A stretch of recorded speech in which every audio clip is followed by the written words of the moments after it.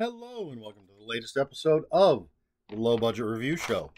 I'm your host, Eric Smith, and today I'm talking about On Stolen Land by Stephanie Rabig. I really dig that cover. This is a horror western, and let's just jump right in, I guess.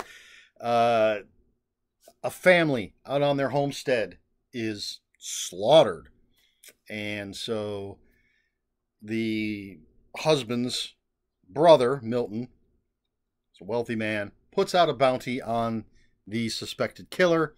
So our two main characters, who are Ada Marshall and Pearl, Beckworth, are going after the bounty. And as it says on the back, they assume they're just going after a crazy dude until another bounty hunter is slaughtered not that far away from them, and they begin to suspect that maybe the killer isn't all that human, and they're still trying to catch the killer, but they also need to protect the people in this little town of Woodlawn. I keep glancing at the back cover. That's it in a nutshell. All right, so regular viewers will know I'm a fan of the horror western mashup. I have the entire splatter western series from Death's Head Press. I just have to look. There's a little sticker on my book cart. Death's Head Press. They do a whole splatter western series, but there are plenty of other authors that have their own horror westerns.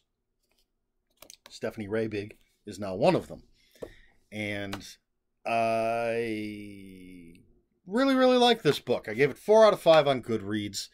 Stephanie Rabig also wrote Playing Possum, a nice creature feature horror novel that I really enjoyed. And she builds up her characters very well.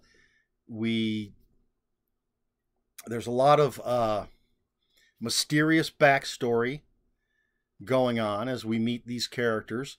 And it's we start with, there's a little prologue, little cold open, as it were. I'm not going to talk about what that is, but after that, once we get to chapter 1, it's the slaughter, and we're getting right into the action. So then we meet this Milton Allen, and he's putting out the bounty because they think they know who the killer is. And then we meet Ada and Pearl. Ada is a white woman. Pearl is a freed slave. This is post-Civil War. And they are married, and they understand that as much as they don't like it, that they have to tell everybody, in public, they're partners, they're bounty hunting partners. They have to keep their relationship secret. And so she builds the characters of these two. And again, we don't get a lot of that sort of exposition, just telling us their backstory. We pick it up from the conversations they have, from a little bit of exposition, but it all gets sort of filled in as we move through the story. So it's not a big exposition dump, and I always appreciate that. And then the other characters we meet are pretty interesting. This bounty hunter that they meet while they're on the trail of the killer is an interesting character, and we get a little bit about his backstory. And then the tiny town of Woodlawn, we meet all the people there. The only problem I had with this was keeping track of who was who in Woodlawn, and what the relationships were, which kids belong to which adults, and by belong I mean who are their parents. Nobody's owned. So some were distinct enough that I knew where they fit with everybody else, but there were a few that were kind of, all right, was this that person's wife or child, or that's on me. But she writes very interesting characters, interesting character dynamics. There's a lot going on, and then there's the, why did this person do what they did? There's not splatter western levels of violence, but there is plenty of violence. There's gore, and Stephanie Rabig is not afraid to do certain things.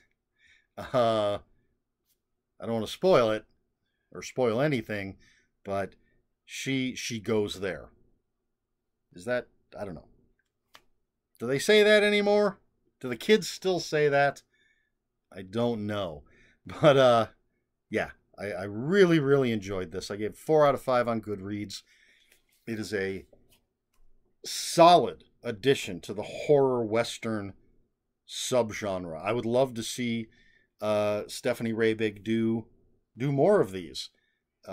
Whether or not she comes back to any surviving characters there may be from this, or simply standalone other horror western books, I would enjoy that. I'd love to see her do another creature feature.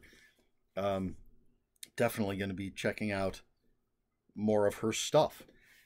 But yeah, I think that's, I don't know what else I want to say. It's well written, interesting characters, violent, bloody, not quite extreme horror splatter western levels, but it's knocking on the door. So, and I really dig that cover. I like the silhouette, the colors to it. It's a good book. I highly recommend it, especially if you're a fan of horror westerns. Yeah, I guess that's it. 4 out of 5 on Stolen Land. Stephanie Rabig. I don't really have a question for this video. I've asked about genre horror mashups before and horror westerns and that kind of thing. So I think I'm just going to let this stand I highly recommend it. I really liked this book. I'm going to read more from her. I think you should too.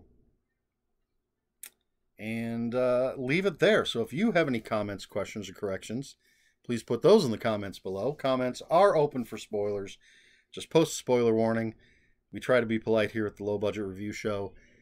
Please like, share, and subscribe. You know all the YouTube stuff. If you'd care to follow me on other social media, my Twitter is @Ronin5757.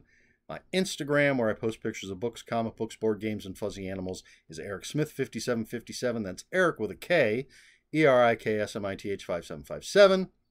That is all I have for you. This has been the Low Budget Review Show. I have been Eric Smith, and until next time, read more books.